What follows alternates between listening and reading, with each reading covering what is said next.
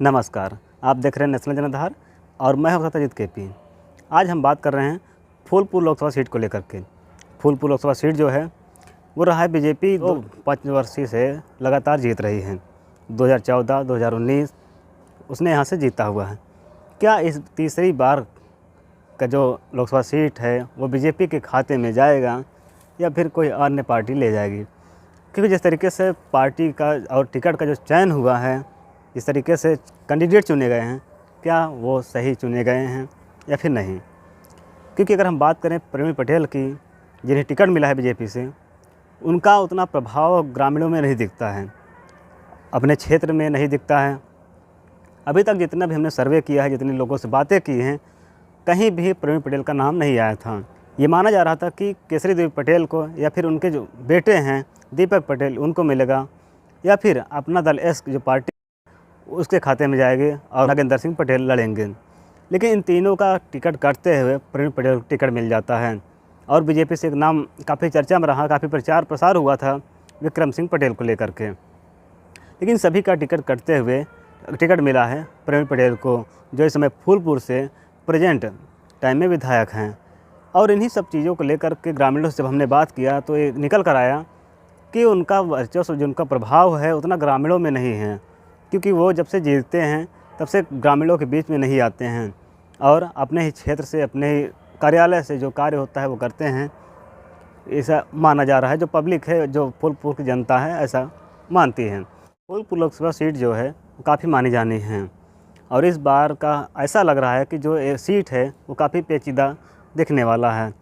क्योंकि अभी तक जिस तरीके से कैंडिडेट का चयन नहीं हो पा रहा है और बीजेपी ने जिस तरीके से कैंडिडेट को चुना है, उस तरीके से प्रभाव अगर देखा जाए तो प्रभाव यहाँ पे नहीं दिखता है। काफ़ी ग्रामीणों से हमने बात किया, सर्वे किया गया, गांव-गांव में जाकर के जब बातें पूछी गई तो ऐसा निकल कर आया है कि जो प्रवीण पटेल है वो अपने ग्रामीणों में, अपने गाँव में जो उनका क्षेत्र है, जो विधायक, जो उनका विधायकी क्षेत्र है, उसमें वो कम जाते हैं। जो भी कार्य करना होता है अपने कार्यालय से करते हैं, फिर किसी और से करवाते हैं। तो ये माना जा रहा है कि जो बीजेपी ने कैंडिडेट चुना हुआ है वो कहीं न कहीं गलत चुना हुआ है।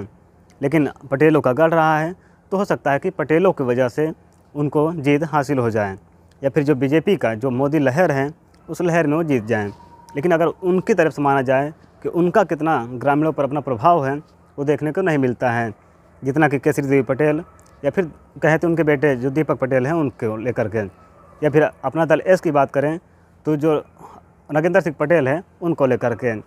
क्योंकि तीनों कैंडिडेट कहीं न कहीं ग्रामीणों में अपना भ्रमण करते रहते हैं, ग्रामीणों में चर्चाएँ उनकी होती रहती हैं। लेकिन जो प्रवीण पटेल है उनको लेकर जब लोगों से पूछा जाता है तो एक ही चीज़ निकल कर आता है, उन्होंने किया क्या है। ना तो उन्होंने कुछ किया है, ना तो हमारे बीच में आते हैं। तो ये सब चीज़ों को लेकर के क्या इस बार बीजेपी फूलपुर लोकसभा सीट में अपनी जीत दर्ज कर पाएगी या नहीं कर पाएगी? क्योंकि दो चीज़ें नज़र आती हैं। क्योंकि जब 2014 का लोकसभा चुनाव हुआ था, उसमें केशव प्रसाद मौर्य जो मोदी लहर में बम्पर जीत हासिल की थी। उसके बाद फिर 2019 में वो फिर जीत कर आती हैं केसरी देवी पटेल। अब ये 2024 लोकसभा चुनाव किस तरीके से बीजेपी जीतती है, क्योंकि वीवीआईपी सीट है और कैंडिडेट क्या सही चुना है बीजेपी ने। क्योंकि अभी तक सपा का जो प्रत्याशी है वो चयन नहीं हुआ है, अभी तक अनाउंस नहीं हुआ है।